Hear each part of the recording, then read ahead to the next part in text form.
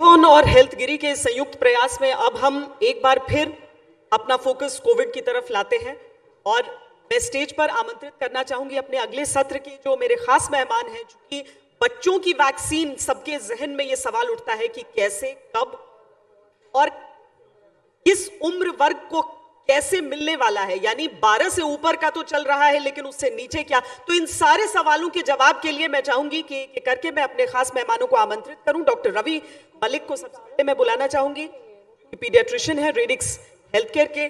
ये सारे वो नाम हैं जो पिछले 1.5 साल से हम सबके साथ जुड़ते रहे हैं, टीवी स्क्रीन के ही जरिए जरूर, लेकिन सभी सवालों के जवाब देते हुए।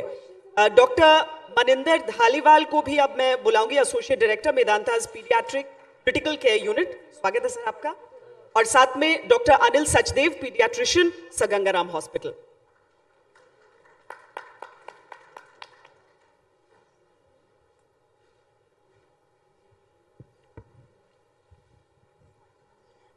पहले तो सालों तक ये विमर्श चलता रहा, स्वास्थ्य हमारी प्राथमिकता में नहीं है, लेकिन एक ऐसा झकझोर देने वाला समय आया हम सबके सामने, स्वास्थ्य सबसे ऊपर पहुंच गया।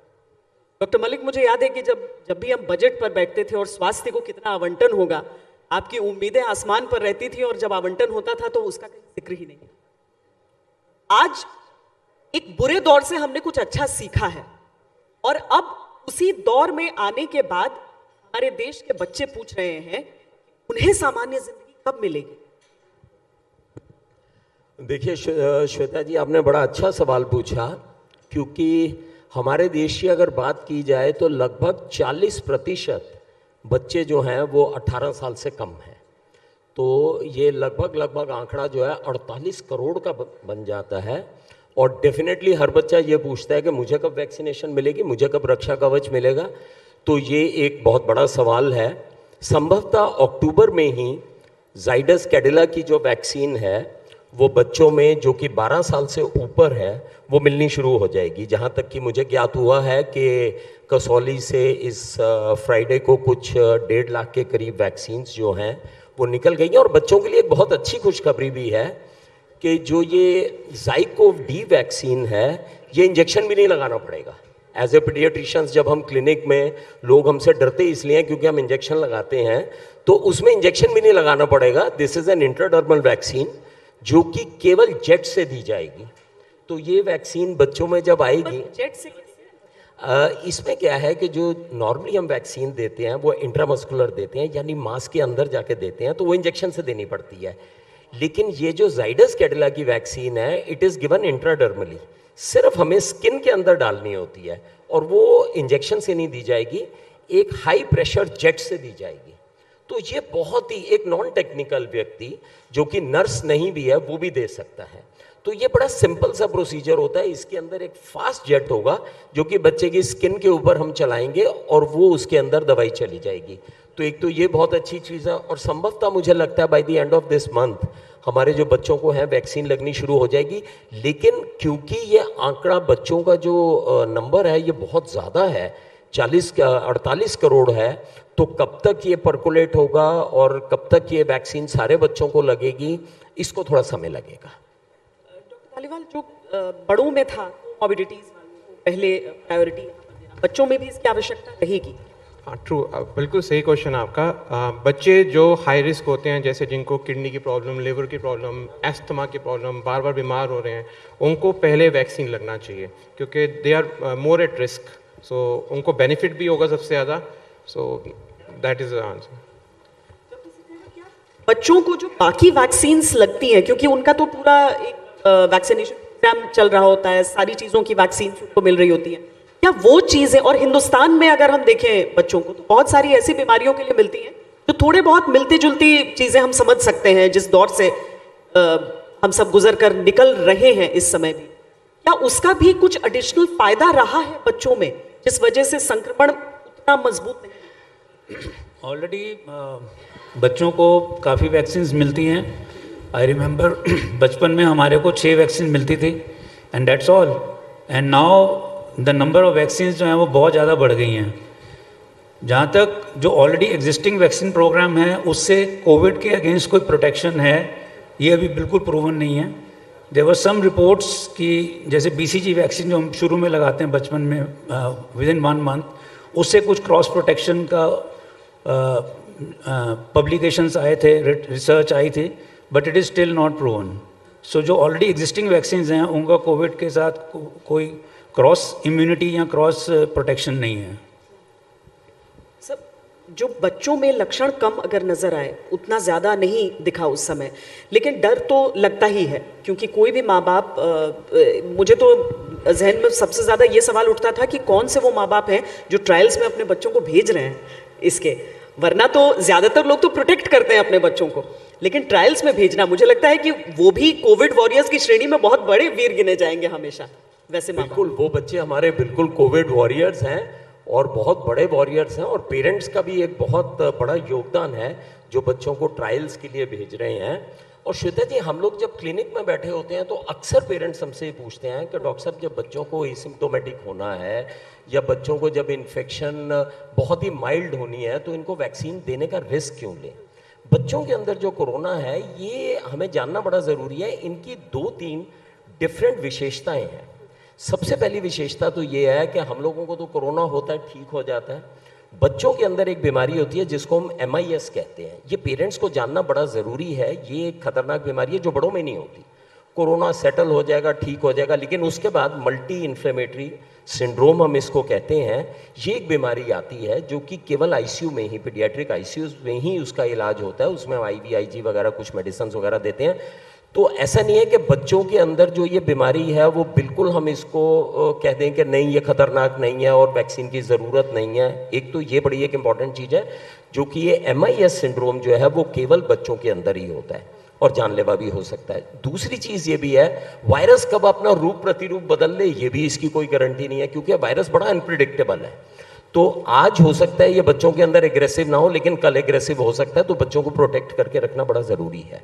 एक और बहुत बड़ी बात है कि हमारे बच्चे ठीक है, उनके अंदर हो सकता है बीमारी एसिम्प्टोमेटिक हो या उनके अंदर ज़्यादा परेशानी ना हो, लेकिन वो ग्रैंड पेरेंट्स को भी बीमारी दे सकते हैं। तो जब तक हम बच्चों को वैक्सीनेट नहीं करेंगे, और पेरेंट्स को ये समझना ही बड़ा ज़रूरी है, जब तक हम वैक्सीनेट नहीं करेंगे तो हमारा वैक्सीनेशन का जो हमारी हर्ड इम्यूनिटी है वो बढ़ेगी नहीं। क्योंकि आप देखिए, जब बच्चे ही 40% हैं तो आप सारे एडल्ट्स को भी वैक्सीनेट कर देंगे तो भी एडल्ट जो हर्ड इम्यूनिटी है सिर्फ 60% ही बनेगी। तो बच्चों की वैक्सीनेशन बहुत आवश्यक है। तो पेरेंट्स के दिमाग में तरह तरह की विडंबनाएं रहती हैं कि हम वैक्सीन दें ना दें, और क्यों दें जब बच्चे को सिम्टम्स ही नहीं होने, एसिम्प्टोमेटिक रहना है, या बच्चे ने वो नहीं देना तो क्यों दें। तो ये हमारे को उनको कम्युनिकेट करना बड़ा ज़रूरी है। और ये आपकी बात बिल्कुल ठीक है कि वो हमारे नन्हे नन्हे वॉरियर्स जो हैं, जो इस वक्त वैक्सीनेशन ले रहे हैं, जिसमें कि वैक्सीन का अब ट्रायल्स के बाद हमें पता चलेगा कि उसमें साइड इफ़ेक्ट है या नहीं है, तो वो फ्रंट के ऊपर वॉरियर की तरह लड़ रहे हैं। और उन पेरेंट्स के लिए भी बहुत अच्छा एक योगदान रहेगा कोरोना में जो बच्चों को वैक्सीनेशन के लिए तैयार हो गए। क्योंकि हर कोई उतना प्रोटेक्टिव हो जाए तो ट्रायल्स ही पूरे नहीं हो सकते हैं। लेकिन डॉक्टर धालीवाल, आपको भी ऐसे सवालों का सामना करना होता है कि बच्चों को वैक्सीन दें कि नहीं दें? बहुत मतलब कि पेरेंट्स वैसे तो क्वेश्चन आजकल ये कर रहे हैं कि वैक्सीन कब आएगी। They are all waiting because they want कि बच्चे जिस तरह स्कूल जाएं, उनको कॉन्फिडेंस आए कि स्कूल भेजें उनको। बट कई पेरेंट्स होते हैं, उनको यही क्वेश्चन लगता है कि वैक्सीन इज़ अननेसेसरी क्योंकि बच्चों में इन्फेक्शन माइल्ड है। बट बिलीव मी, कुछ इन्फेक्शंस कोविड के अंदर बच्चों के अंदर सीरियस भी होते हैं, and the only protection other than the social distancing is vaccine. And जब आप स्कूल में बच्चों को भेजोगे, कितना डिस्टेंसिंग मेंटेन करेंगे, इतना हॉट ट्रॉपिकल क्लाइमेट है। सो इट्स बेटर हम उनको सबको वैक्सीन करें, और parents I think so they are ready for it, they are just waiting for the vaccine. लेकिन हेजिटेंसी अगर अडल्ट्स में है तो बच्चों के लिए तो होगी ही। 100% hesitancy, there is a group I think so of parents who feel कि नेचुरल रहना चाहिए, we should be exposed to natural infection. But अगर आप देखें, अब India is right now standing because of the vaccination drive, and if the parents understand that, अगर वो parents समझेंगे तो डेफिनेटली हर एक बच्चे को लगेगा, और जैसे बच्चों को लगेगा तो एक रिंग ऑफ प्रोटेक्शन बन जाएगा। जिन जिन बच्चों को वैक्सीन लगा है, they are protecting themselves and others also. And I think so the children nowadays more than 12 they are definitely asking their parents कि पापा मुझे कब वैक्सीन लगेगी। डॉक्टर सचदेव, क्योंकि सबसे अजीब सी बात तो ये थी कि जिन चीज़ों के लिए बच्चे डांट खाते थे सबसे ज़्यादा, कि घर से बाहर निकलो, बाहर जाकर खेलो, क्या अपने मोबाइल में घुसे रहते हो या कंप्यूटर में, वो उल्टा हो गया उसका 1 साल के अंदर। और अब वो समय आया है, क्या इस हेजिटेंसी को आप एक खतरा देख रहे हैं कि हो सकता है कुछ लोग हेजिटेट करें कि बच्चों पर कैसे वैक्सीन? हेजिटेंसी एक बहुत नेचुरल चीज़ है, एक बहुत नेचुरल रिएक्शन है पेरेंट्स का, बिकॉज वैक्सीन्स जो अभी तक हमारे पास एफिकेसी है, जो प्रूवन एफिकेसी है, वो एडल्ट्स का डेटा है सारा, बच्चों का डेटा नहीं है। दूसरा, बच्चों के लिए इम्यून सिस्टम है that is different from the adults. बच्चों का इम्यून सिस्टम डेवलप हो रहा है, इवॉल्व हो रहा है। सो वो वैक्सीन को कैसे रिएक्ट करेंगे, उनके साइड इफ़ेक्ट्स किस तरह के होंगे, whether the vaccine is domestic और इट इज़ फॉरेन, उसके ऊपर भी विचार होगा पेरेंट्स के दिमाग में कि भी हम कौन सी वैक्सीन लगवाएं। एंड देन उसके बाद इमीडिएट कोई प्रॉब्लम ना हो, लेकिन लॉन्ग टर्म आउटकम्स हमारे पास किसी के भी नहीं है। इवन अडल्ट वैक्सीन्स के भी we don't have long term outcomes की लॉन्ग टर्म साइड इफ़ेक्ट्स क्या हैं। और बच्चों के लिए, बच्चे ग्रो कर रहे हैं, डेवलप कर रहे हैं, ब्रेन डेवलप कर रहा है, ऑर्गन सिस्टम बॉडी के डेवलप कर रहे हैं, उनके ऊपर क्या इफेक्ट होगा, nobody knows about it. So hesitancy तो I think it's a very natural thing, but हम लोग पीडियाट्रिशियंस जिनका सबसे ज़्यादा कॉन्टैक्ट पेरेंट्स और चाइल्ड के साथ है, it is our moral duty कि हम उनकी हेजिटेंसी को कम करें, उनको जितनी नॉलेज अभी तक हमारे पास है उसको उनके साथ शेयर करें, उनको समझाएं कि ये यूज़फुल रहेगा। बच्चे को डायरेक्टली भी, जैसे डॉक्टर मलिक ने कहा, डायरेक्ट कोरोना इन्फेक्शन से भी बचाएगा, MIS-C से भी बचा सकता है, and then transmission to the elders in the family, उनको भी बचाएगा। So direct benefit and indirect benefit दोनों मिलेंगे। सो ये अच्छा रहेगा, क्योंकि एक तो कंटेजियस डिजीज, दूसरा बच्चे को अगर घर में हुआ तो ऐसा थोड़ी है कि माँ छोड़ देंगी या पिता छोड़ देंगे कि इसको आइसोलेट किया जाए। बच्चों को आप आइसोलेट नहीं कर सकते, इसीलिए वैक्सीन तो सबसे ज़्यादा ज़रूरी है। डॉक्टर मलिक, एक तो 12 से 18 की एज ग्रुप का वैक्सीन ट्रायल्स चल रहा है, पर उससे छोटे बच्चों का क्या? देखिए, बच्चों के अंदर हम जब भी ट्रायल करते हैं तो इनको हम एस्केलेशन ट्रायल्स कहते हैं। जैसे बच्चों के एज ग्रुप्स को हम 3 में डिवाइड कर देंगे, जैसे 2 से 6 का ग्रुप कर देंगे, 7 से 11 का कर देंगे और 12 से 18 का कर देंगे। यूएस में भी जो ट्रायल्स हुए हैं, फाइजर के भी जो ट्रायल्स हुए थे, वो इनिशियली हुए थे 16, 17, 18 साल पे, उनको अप्रूवल दिया। उसके बाद 12, 13, 14 के, तो धीरे धीरे करके वो हम छोटे बच्चे, क्योंकि छोटे बच्चे ज़्यादा सेंसिटिव हैं, ज़्यादा उनमें साइड इफ़ेक्ट्स हो सकते हैं, तो ये बड़ों के ट्रायल्स की तरह नहीं होते हैं। बड़ों और बच्चों के ट्रायल्स में ये थोड़ा सा फ़र्क रहता है कि हम लोग इनको जो है एक स्टैगर्ड वे में करते हैं, 3-3, 4-4 साल के वो करके ट्रायल्स करते हैं, ताकि वो सेफ्टी प्रोफाइल आती रहे। अब जहाँ तक हिंदुस्तान का तल्लक है, 12 साल से जो बड़े बच्चे हैं उनके जो है जो जाइडस कैडिला है, that is very safe. Zydus Cadila ने जो अपना जो वो किया है, वो 28,000 जो फेज़ 3 क्लिनिकल ट्रायल था, 28,000 लोगों को उन्होंने लिया है, और उसके बाद भी जो ट्रायल्स हुए हैं, तो इसकी जो सेफ्टी प्रोफाइल है 12 साल से ऊपर जो है वो इस्टेब्लिश हो चुकी है, चाहे वो फाइजर वैक्सीन है। अगर हम विदेशियों की बात करें, तो अगर हम स्पेन की बात करें, तो ऑलमोस्ट 50% जो किशोरावस्था में बच्चे हैं उनको वैक्सीन लग चुकी है, दोनों डोज लग चुकी हैं। तो ये जो फाइजर की वैक्सीन है, that is proved to be very efficacious. 50 हाँ। तो इसी तरह से अगर इटली की बात करें तो 39% को लग चुकी है, जो बच्चे किशोरावस्था में हैं। तो उन्होंने फाइजर्स वगैरह लेके तो ये वैक्सीन्स लगा दी हैं। तो ये जो अब जहाँ तक हिंदुस्तान का तल्लक है, मुझे नहीं लगता कि आने वाले 4-5 महीने में 5 साल से छोटे बच्चों को भी हम वैक्सीन लगा सकेंगे, क्योंकि अभी तक जो ट्रायल्स हो रहे हैं वो बेसिकली मोर देन 5 इयर्स के ऊपर ही ज़्यादा ट्रायल्स हो रहे हैं, और फिर वैक्सीन की अवेलेबिलिटी के ऊपर भी निर्भर करता है। लेकिन हैविंग सेड दैट, एक चीज़ बड़ी क्लियर है कि वैक्सीन के जो साइड इफ़ेक्ट्स जिस तरह से एडल्ट्स में बिहेव किया वैक्सीन ने, लाइकली है कि साइड इफ़ेक्ट्स के हिसाब से बच्चों में भी वही बिहेवियर रहेगा, और ये भी लाइकली है कि प्रोटेक्शन रेट भी वही रहेगा। जिस वैक्सीन का प्रोटेक्शन रेट लगभग 70% है या 67% है, सेम वैक्सीनेशन का प्रोटेक्शन रेट बच्चों के अंदर भी वही रहेगा। सिर्फ यही है कि हमारे को अथॉरिटी से अब नोट लेने की आवश्यकता है कि ये जो वैक्सीन्स के जैसे से ट्रायल्स आ जाएंगे, कोवैक्सीन के ट्रायल शुरू हो गए थे मई में, उनकी अब सारी रिपोर्ट्स आ रही हैं, तो संभवतः मुझे लगता है कि इस महीने से बच्चों की वैक्सीन शुरू हो जाएगी। और ये एक बड़ा इंपॉर्टेंट इशू भी है, अगर बच्चों को हम वैक्सीनेट नहीं करेंगे और सारे एडल्ट पॉपुलेशन को वैक्सीनेट कर देंगे, तो खुदा नहीं खास्ता अगर थर्ड वेव आएगी तो वो बच्चों की तरफ भी रुख कर सकती है। तो ये एक इम्पॉर्टेंट इशू। डॉक्टर धालीवाल, जैसे बच्चों में कोई भी दवाई देते हुए उस बच्चे के वेट को भी देखा जाता है, वेट, हाइट, क्या वैक्सीन पर ऐसी चीज़ें चलती हैं या वैक्सीन में ये बिल्कुल? वैक्सीन में यूजली वेट हाइट का इतना इशू नहीं है। एक पर्टिकुलर डोज होती है, अकॉर्डिंग टू द एज वो देते हैं। अगर आप ये जाइडस की भी देखेंगे, बात करेंगे, क्योंकि ये अभी रिसेंटली इंडिया में लॉन्च हो रही है, the dose of the vaccine is same as adults. वैसे ही डोज है जो अडल्ट्स के, मोर देन 12 ईयर्स में। मे बी 12 ईयर्स के नीचे थोड़ा डोज एडजस्टमेंट होगी। अगर आप स्वाइन फ्लू वैक्सीन की बात करो तो वो वैक्सीन का भी डोज सेम ही है, ऐसे कोई डिफरेंट नहीं है, तो डजेंट मैटर। बट अच्छी बात यह है कि जाइडस इंडिया की वैक्सीन है और आ रही है, और हमें हिचकिचाना नहीं चाहिए। We should give the vaccine as soon as possible. और डॉक्टर सचदेव, अगर हम ये समझें कि जैसे डॉक्टर मलिक बता रहे थे कि उसका एडमिनिस्ट्रेशन डिफरेंट है, उसके इंजेक्शन उस तरीके से नहीं जैसे एक अडल्ट को दिया जाता है, तो ये एक ज़्यादा तेज़ रफ्तार से भी हो सकता है? हाँ, बिकॉज इसमें ज़्यादा स्किल्ड पर्सन की ज़रूरत नहीं है, यू नो इट, ये स्किन के बिटवीन द स्किन लेयर्स में जाना है, और वहीं से जो हमारे इम्यून सेल्स हैं वो वैक्सीन का जो कंपोनेंट है, जो इम्यून कंपोनेंट है, उसको पिक करके then distribute inside the body. तो ये देने में भी इजी है। सो बहुत स्किल्ड वर्कर नहीं चाहिए होंगे। जैसे ऑलरेडी हमारा एक वैक्सीनेशन जो कोविड का जो इस टाइम नेटवर्क बना हुआ है सारा, ये बहुत आसानी से वहाँ दिया जा सकेगा, और बच्चों का कवरेज अच्छा हो पाएगा। एंड देन स्केयर फैक्टर जो बच्चों में है, इंजेक्शन लगेगा, उसको भी कम हो जाएगा।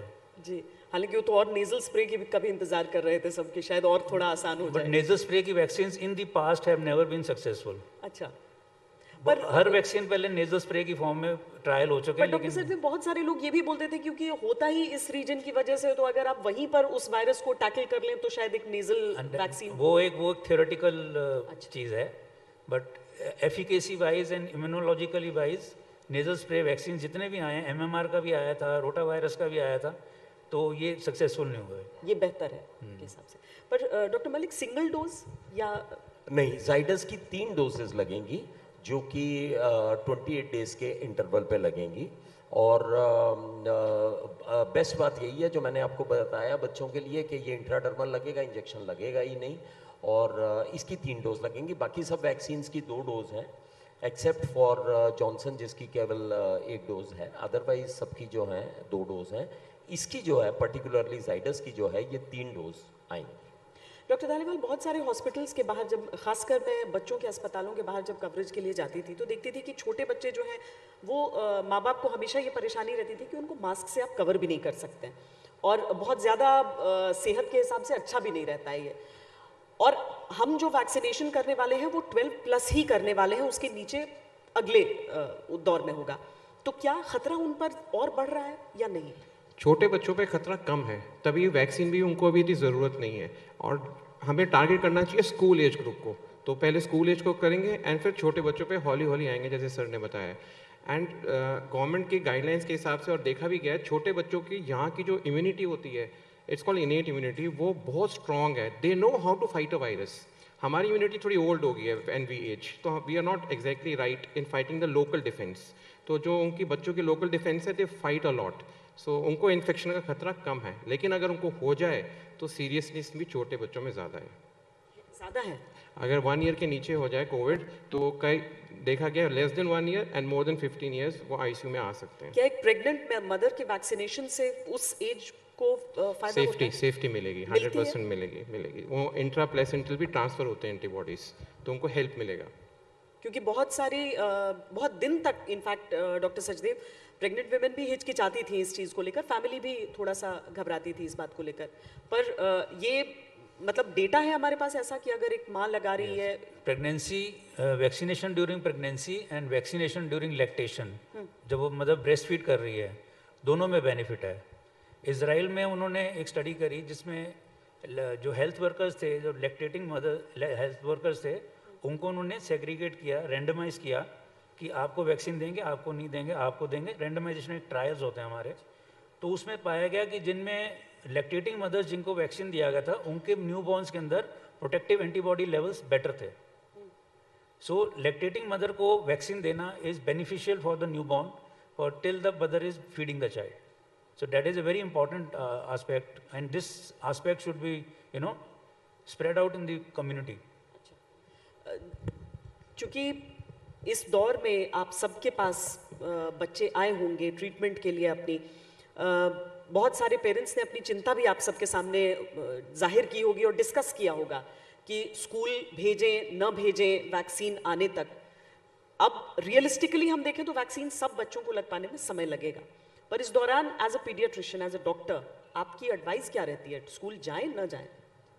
देखिए, स्कूल के इशू के लिए हमारे को दोनों वर्टिकल्स को देखना बड़ा ज़रूरी है। अगर हम बच्चों को स्कूल नहीं भेजते हैं तो बहुत सारी और प्रॉब्लम्स हैं जो कि बच्चों में आ रही हैं। एज ए पीडियाट्रिशियन हम लोग देख रहे हैं कि अगर हम बच्चों को स्कूल में नहीं भेजते हैं तो उनका स्क्रीन टाइम बहुत बढ़ गया है। स्क्रीन टाइम कई बच्चों का 7-7, 8-8 घंटे हो गया, और जबकि अमेरिकन अकेडमी ऑफ पीडियाट्रिक्स कहती है कि बच्चे का स्क्रीन टाइम किसी भी हिसाब से 2 घंटे से ज़्यादा नहीं होना चाहिए, विच इंक्लूड्स एवरीथिंग, चाहे वीडियो गेम की स्क्रीन है, मोबाइल की स्क्रीन है, कंप्यूटर की स्क्रीन है या टीवी की स्क्रीन है। तो एक तो स्क्रीन टाइम बहुत ज़्यादा बढ़ गया।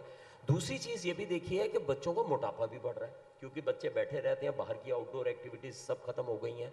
सबसे इंपॉर्टेंट चीज़ है कि बच्चों को हम कुछ ही टाइम के लिए स्कूल से रिस्ट्रिक्ट कर सकते हैं, क्योंकि बहुत सारी ऐसे स्किल्स हैं जो बच्चे स्कूल में ही सीखेंगे, जैसे पीयर ग्रुप इंटरेक्शंस है, टीम बिल्डिंग है, लीडरशिप रोल है, और टीचर के साथ में इंटरेक्शन है। तो ये सारी चीज़ें जो हैं ये बेसिकली ऑनलाइन नहीं हो सकती, तो ऑफलाइन बच्चों को जाना ही पड़ेगा।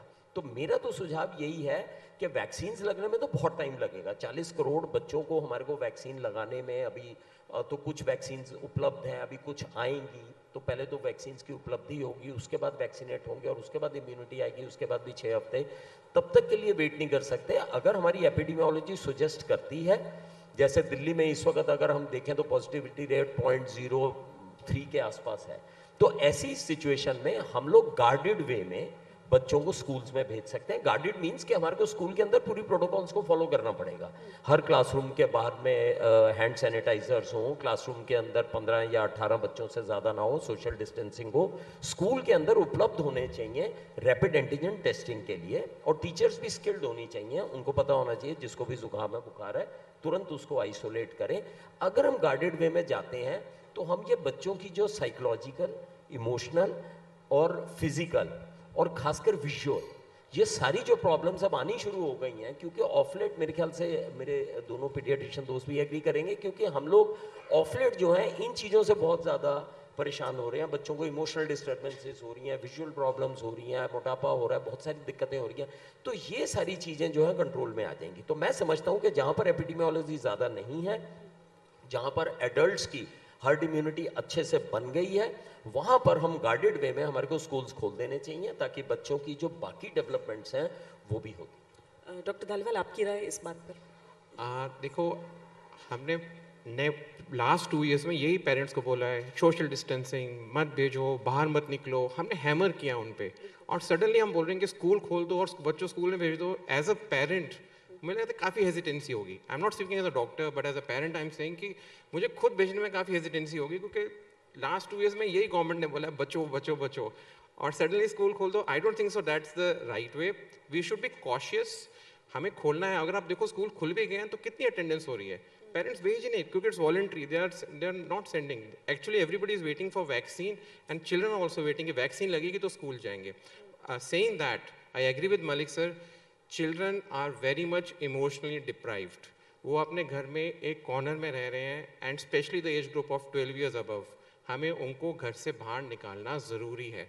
एंड वो बच्चे अपना ख्याल रख सकते हैं, लेकिन जो छोटे बच्चे हैं वो सोशल डिस्टेंसिंग, मास्क, वो सब नहीं कर पाएंगे, specially the tiny tots. Doctor Sachdev, आपकी राय? मेरे एक्सपीरियंस में साइकोलॉजिकल इश्यूज जो हैं बच्चों में, स्पेशली एडोलसेंट्स में बहुत आए हैं। एंड आई मस्ट एडमिट कि हमारे पास सुसाइडल टेंडेंसी से आए हैं, सीवियर डिप्रेशन के साथ बच्चे आए हैं, सीवियर साइकोलॉजिकल स्ट्रेसेस के साथ आए हैं। मतलब I can name multiple problems जो साइकोलॉजी, जो रिलेशन इनके हुए हैं, जो इनके लॉकडाउन के टाइम हुआ है। बट आई एम हैप्पी कि जो अभी जाइडस का जो वैक्सीन आया है 12+ के लिए, तो एटलीस्ट ये एडोलसेंट ग्रुप को कवर करेगा, जिसके अंदर कि हमने ये मेंटल इश्यूज बहुत ज़्यादा देखे हैं। अदर थिंग बिसाइड्स, जो आपने डॉक्टर मलिक ने जितनी बातें कही हैं, guarded entry into school, the authorities have to make sure that all the teachers, all the staff members are vaccinated. That is very important. अगर टीचर ही वैक्सीनेटेड नहीं है तो बच्चे को तो रिस्क ज़्यादा हो जाएगा। हालांकि वैक्सीन ट्रांसमिशन को नहीं रोकता है, but at least the disease process तो कम होएगा। तो ये इंश्योरिटी होनी चाहिए कि स्टाफ जितना स्कूल में है, चाहे पियोन हो या टीचर हो या केयर टेकर्स हो, they should all B vaccinated. So that is very important. तो हम पहले टारगेट कर रहे हैं 12 साल से ऊपर के बच्चों का वैक्सीन। डॉक्टर मलिक, अभी की रफ्तार को देखते हुए आपको क्या उम्मीद है कि अगर मान लीजिए अगले महीने तक ये आ जाए, कोमोबिडिटी वाले बच्चों को पहले हम कर रहे हैं, उसके बाद कब तक ये बच्चों का जो पॉपुलेशन, क्या इस पूरे एकेडमिक ईयर को भी हम समझ लें कि उसी तरीके से चलना पड़ेगा जैसा कि 2 साल हुआ है? देखिए, जिस तरह से यूके ने किया, मुझे लग रहा है कि शायद उसी तरह की स्ट्रेटजी हमारे इधर भी आएगी। 16, 17, 18 साल को तो ब्लाइंडली सबको वैक्सीनेट करेंगे शुरू में। 12 से 15 साल के बीच में जो कोमॉर्बिड कंडीशंस वाले हैं, जिन बच्चों को हार्ट डिजीज़ है या जिन बच्चों को इम्यूनो डेफिशिएंसीज हैं या जो कैंसर से पीरियड हैं, जो कि हाई रिस्क में आते हैं, तो उनको वैक्सीन लगाएंगे। उसके बाद में जो है 12 साल से ऊपर वाले दूसरे बच्चों को वैक्सीन लगाएंगे। और फिर उसके बाद में, क्योंकि अभी तक 6 से 12 साल के तो अभी वैक्सीन ही अवेलेबल नहीं है, उसके बाद फिर वो वैक्सीन आएगी तो उनको वैक्सीन लगेगी। और लास्ट में जो है लेस देन 5 ईयर्स वालों को वैक्सीन लगेगी। तो इस तरह से स्ट्रेटजी रहेगी। लेकिन अगर हम बात करें आंकड़ों की, तो 48 करोड़ के करीब जो बच्चे हैं वो हमारे 18 साल से कम हैं। और अगर हम इसको भी और अगर स्टैगर्ड करके देखें तो 9 साल से जो छोटे बच्चे हैं वो लगभग 28 करोड़ हैं, और 9 साल से ऊपर जो है 20 करोड़ है। तो हमारा टारगेट अभी ये होना चाहिए कि 9 साल से बड़े बच्चे हैं जिनके अंदर की पीयर ग्रुप इंटरेक्शन भी बहुत होती है, जिनको स्कूल बड़ा इंपॉर्टेंट है। स्कूल अब 3 साल, 4 साल या 5 साल के बच्चे के लिए इतना इंपॉर्टेंट नहीं है जितना कि इन बच्चों के लिए इंपॉर्टेंट है। तो हमारे को इसमें भी 4 तरह की कैटेगरीज बना देनी चाहिए एज में, और उस हिसाब से कवर करना चाहिए। सबसे पहले हमारे को बड़े बच्चों को कवर कर देना चाहिए जिनमें की बीमारी ज़्यादा सीवियर होने के भी चांसेस हैं, क्योंकि 16, 17, 18 साल में जो कोरोना होता है वो वैसे ही बिहेव करता है जैसे कि एडल्ट्स में बिहेव कर रहा है। तो पहले हमारे को उनको प्रोटेक्ट कर देना चाहिए, फिर वल्नरेबल ग्रुप को कर देना चाहिए, और लास्ट में छोटे बच्चों को कवर करना चाहिए। तो इस तरह से अगर हम चलेंगे तो भी हमारे को कम से कम 6 से 7 महीने लग जाएंगे अगर वैक्सीन की उपलब्धि पूरी रही। लेकिन फिर भी मैं बताऊं, हमारा देश वो है जिन्होंने पोलियो हमने इरेडिकेट कर दिया था। तो हमारी जो आर्टरीज हैं, जो एक्सेसिबिलिटी है to the last man who is standing in the rural area, वहां तक हमारी पेनिट्रेशन बड़ी ज़बरदस्त है। अगर वैक्सीन की उपलब्धि होगी, आप देखिए 90 करोड़ वैक्सीन जो हैं हम अभी तक लगा चुके हैं। अगर वैक्सीन की उपलब्धि पूरी होगी तो बच्चों को बड़ी जल्दी से वैक्सीन लग जाएंगी। द ओनली इशू इज कि वैक्सीन की उपलब्धि कितनी होती है, क्योंकि कोवैक्सीन की भी अपनी लिमिटेशंस हैं बनाने की, जाइडस की भी अपनी लिमिटेशंस हैं। तो 48 करोड़ वैक्सीन बनने में तो उसको थोड़ा सा समय लगेगा। लेकिन मैं अभी भी ये समझता हूँ कि अगर हम वेट करें कि सारे बच्चों को वैक्सीन लग जाए फिर वो स्कूल जाएं, it might not be feasible. क्योंकि कुछ पेरेंट्स अभी हेजिटेंसी की वजह से नहीं भेज रहे, कुछ पेरेंट्स जो हैं आतुर भी हो रहे हैं बच्चों की प्रॉब्लम्स को देखते हुए, ये देखते हुए। तो we will have to find a mid path. Doctor Dalwal, जो 12 से नीचे हैं जिनके लिए अभी कोई व्यवस्था ही नहीं है, उन बच्चों के लिए आप पेरेंट्स को क्या एडवाइस देते हैं? देखो, जो 12 से छोटे बच्चे हैं एक्चुअली वो भी वनरेबल ग्रुप में हैं, क्योंकि they are actually evolving and turning into teenagers. And वो बच्चे भी एक्चुअली स्कूल में तो जाने चाहिए, बट पेरेंट्स को बताना चाहिए कि they have to take a decision on their own. But अगर उनको जाना चाहिए तो उनको सोशल डिस्टेंसिंग, मास्किंग, उनको घर में ट्रेनिंग देनी चाहिए, हैंड वॉशिंग कैसे करनी है, specially the small kids. It's very difficult to train small children. So risk तो है without vaccine to send them to kids, there is a risk, and I think so risk लेना पड़ेगा, specially in those areas जहाँ पे transmissibility कम है, जहाँ पे epidemiology में कोविड भी कम है, जैसे दिल्ली में अभी कम है। So I think so risk can be taken. लेकिन दिल्ली जैसे राज्य में पोल्यूशन की वजह से डॉक्टर सचदेव, ये भी होता है कि अब कंजेशन वाले प्रॉब्लम्स और वो सारे दौर, क्योंकि ज़्यादातर बच्चों का मतलब हर दूसरे तीसरे बच्चे में आपको ब्रीदिंग के कुछ इश्यूज दिखते हैं, जो कोविड में, क्या ये एक बहुत बड़ा चैलेंज हो जाता है? हाँ, during the lockdown I am basically pulmonologist, paediatric pulmonologist. तो हमारा तो मतलब वी कुड मतलब hardly asthma cases, acute asthma cases, acute congestion cases हमने लॉकडाउन के पीरियड में देखे हैं। अब जब ये लॉकडाउन ख़त्म हुआ है तो उसके बाद लोगों ने बाहर जाना शुरू किया है, बच्चों ने बर्थडे पार्टीज़ में जाना शुरू किया है, तो फिर से केसेस आने शुरू हो गए हैं, एक्यूट केसेस आने शुरू हो गए हैं। वहाँ ये ज़रूर है कि पोल्यूशन कंट्रीब्यूट डेफिनेटली करता है कंजेशन वगैरह को, एस्थमा वर्सनिंग को, रिपीटेड रेस्पिरेटरी इन्फेक्शंस में। तो पोल्यूशन का contribution will always be there, so इसमें तो चलेगा। बस सावधानी ही है, एक सावधानी है बस, you have to take precautions, that's all. उसमें और ज़्यादा कुछ नहीं कर पाएंगे, लेकिन there has to be multi prong attack strategy basically बच्चों को स्कूल भेजने के लिए, स्पेशली जो लेस देन 12 ईयर वाले बच्चे हैं। जब तक वैक्सीन नहीं आएगा तब तक उनके लिए हमारे को मल्टीपल स्ट्रैटेजीज लगानी पड़ेंगी, उनको ट्रेनिंग देनी पड़ेगी, सोशल डिस्टेंसिंग, और 25% और 40% of class will attend the school on alternate day और समथिंग लाइक दैट। उस तरह से कोई स्ट्रैटेजी करनी पड़ेगी। एक इंपॉर्टेंट बात है कि अभी दिल्ली के अंदर RSV टाइप वायरस का एक तरह से अटैक हुआ है बच्चों पे, एंड सबने बताया था कि फ्लू वैक्सीन लगा देना बच्चों को, तो काफ़ी लोगों ने नहीं लगाई। तो अगर हमने उस समय लगा ली होती तो अभी इतना प्रकोप नहीं होता। So this a take home message कि वैक्सीन से मत डरो, वैक्सीन को अपनाओ और कोरोना को हराओ। बहुत बहुत धन्यवाद आप सबका। लेकिन इससे पहले कि हम अपने सेशन को पूरा करें, मैं चाहूंगी कि एक एक करके आप लोग अगर इन अवार्ड कैटेगरीज के विजेताओं को अनाउंस कर दें। डॉक्टर मलिक, कैटेगरी है best innovation for Covid related activity in the times of Covid.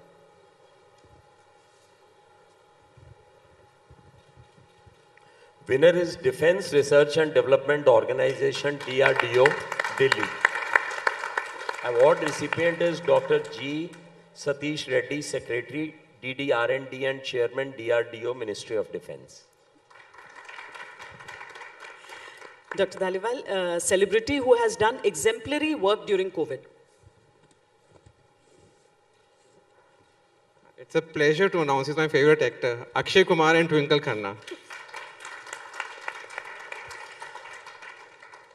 Dr. Sachdev, best NGO or other entity offering healthcare services.